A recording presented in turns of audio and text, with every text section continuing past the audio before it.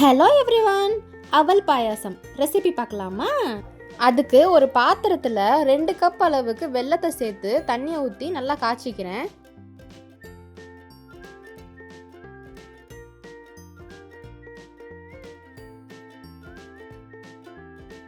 எல்லாம் கட்டி இல்லாமல் நல்லா கரைஞ்சிருச்சு. இப்போ இதை நான் வடிகட்டி எடுத்து வச்சுக்கிறேன். இப்போ ஒரு பாத்திரத்தில் நெய் சேர்த்து சூடானதும் கொஞ்சம் முந்திரியை சேர்த்து வறுத்துட்டு அது கூடவே 2 கப் அளவு அவல் சேர்த்து வறுத்துக்கலாம்.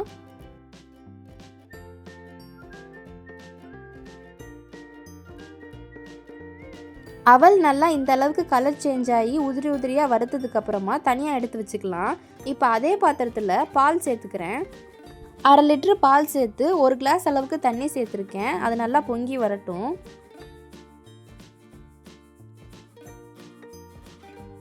பால் நல்லா பொங்கி வந்துருச்சு. இப்போ இதில் 3 ஏலக்காவை பிச்சு சேர்த்துக்கிறேன். இப்போ இதில் நம்ம வறுத்து வச்ச அவலை சேர்த்துக்கலாம்.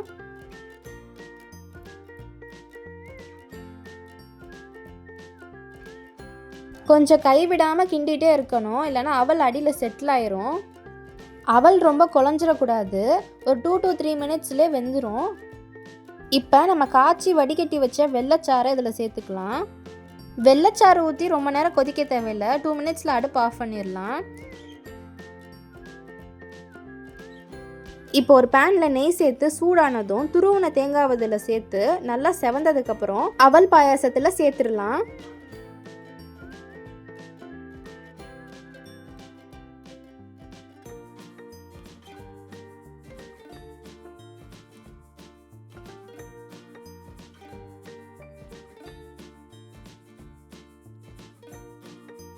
அவ்வளோதாங்க, நம்ம டேஸ்டியான அவல் பாயாசம் ரெடி.